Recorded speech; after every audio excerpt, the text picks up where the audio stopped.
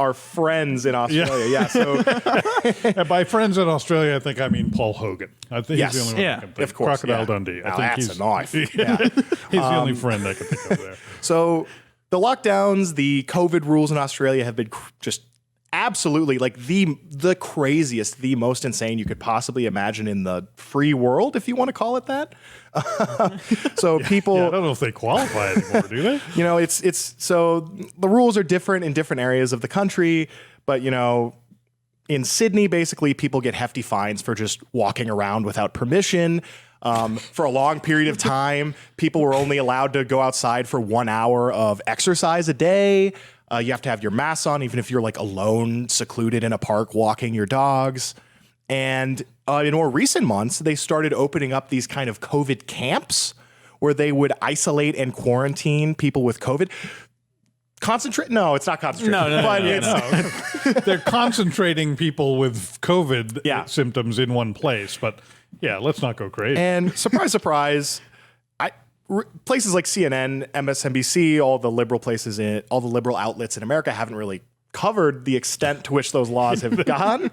But I'm sure they're in favor of them. So to a lot of people on both the left and the right, this story that came out yesterday, I believe, was just absolutely insane, which was 3 men escaped the COVID quarantine compound, and there was this huge police manhunt around the compound to chase down these guys and lock them back up in the quarantine camp. And it's just watching the story, and there's you can look up videos of just like they're stopping cars on the road, they're searching every car, there's police like searching through the woods and stuff just looking for these guys, and they found because them. they're sick. And just those images on their own of just, okay, you have this flu-like disease. Okay, we're going to throw you in a camp. Right.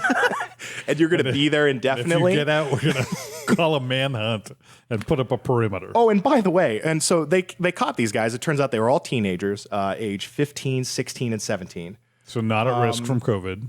And actually, it doesn't specify. I don't think it specifies whether they're male or female, but they're 3 teens. Okay. And they caught them. And upon being apprehended, they tested them for the virus, and they all tested negative. Oh, good. Perfect. So, which is strange since they're putting them back in the camp To make sure they get it. Yeah. That doesn't make much sense. Yeah. But one aspect, so let's just pause there. There's more craziness, but let's just pause there and just give me your guys' thoughts on like, how crazy is this that would you have expected Australia to have COVID rules like this before the pandemic started? The precedent that jumps to mind is there are 2. Yeah. There's their gun confiscation. You're right. Which essentially has left the Australian populace incapable of defending against this kind of government overreach. They don't have any choice but to comply at this point, right? I guess they could throw boomerangs or whatever they do. I've heard those Australia. are dangerous. The kangaroos that start going at them. Trained kangaroos. But what I really, kangaroo boxers. Yeah. What I really want to, I mean, it's almost like these folks have, and this is not fair, and it's a terrible stereotype, but I'm going to say it anyway.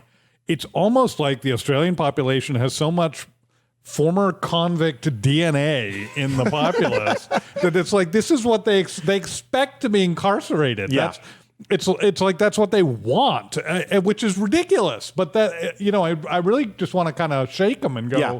You realize this is how the whole world is looking at you now, right? Yeah. Like you want to be imprisoned by your government. Yes. Is that really what you want? Well, and that's a big part of it too, George, before we move on to what you think, Grant, is that, the majority of Australians do tend to support these policies, like over 50%. Yeah. A lot of these policies, at least, they're going to get what they ask for. And they are. And there's this lack of fear of the government, which seems to be really not working in their favor. Working out well at the moment. But it also, they're a democratic republic like us, democratically representative republic. But they don't have quite the amount of checks and balances. We have an insane amount of checks and balances. We do. People have done their best in both the Republican Party and the Democratic Party to wear away at those, right. And they have significantly, and yet we still have the most checks and balances of any government, which protects us from government overreach. And Australia, places like Australia don't have that. Yeah. And so you see with this what can happen when there aren't as many of those. Yeah, what do you think of all that stuff that's been going on, Grant? I think that idea of what can happen is what's so concerning to me, and it is the checks and balances thing, but to me, it's more what you were talking about before that, which is the people over 50% are in favor of it. People aren't saying this is ridiculous. I can't believe this is happening. And you have media outlets here in America. This is a giant story. I mean, they are imprisoning people because they have COVID, and we're not hearing about it. People aren't telling us about it. To me, the scary part is that could happen to us. I would like to think that if we have somebody who is going to act like that, like the Australian president, and is going to try to impose these ridiculous restrictions, that we would fight back at this point. But how long does that last? At what point does our population become similar to the Australian population?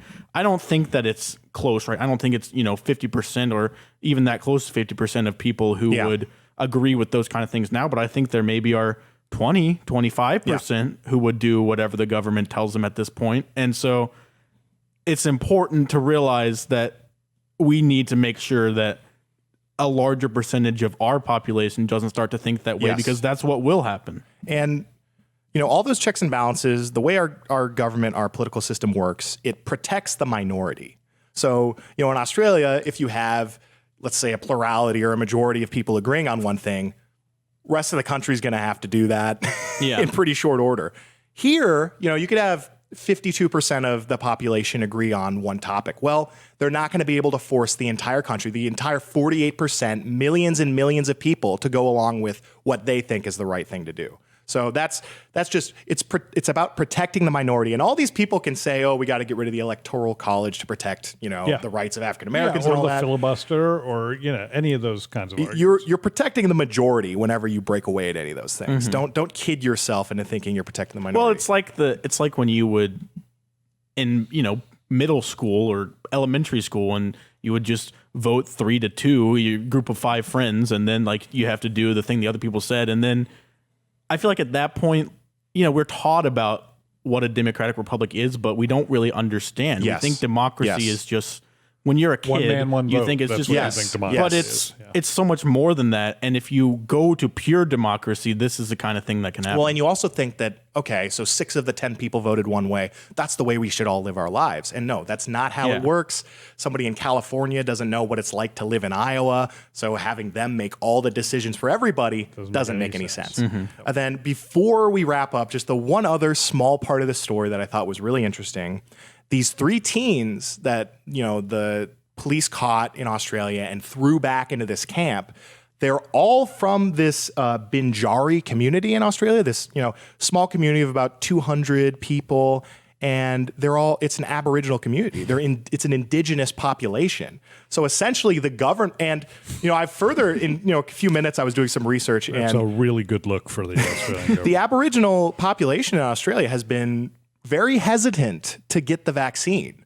And so essentially what you have here is the Australian government, rounding up a bunch of minorities, a bunch of indigenous people, and throwing them into camps, locking them up, throwing away the key, I guess, because even if they test negative, they're still going to throw them back in. So, I mean, it's incredible that that's where we're at now. And I can't believe that the left is not just screaming about how, they're locking up indigenous populations in Australia.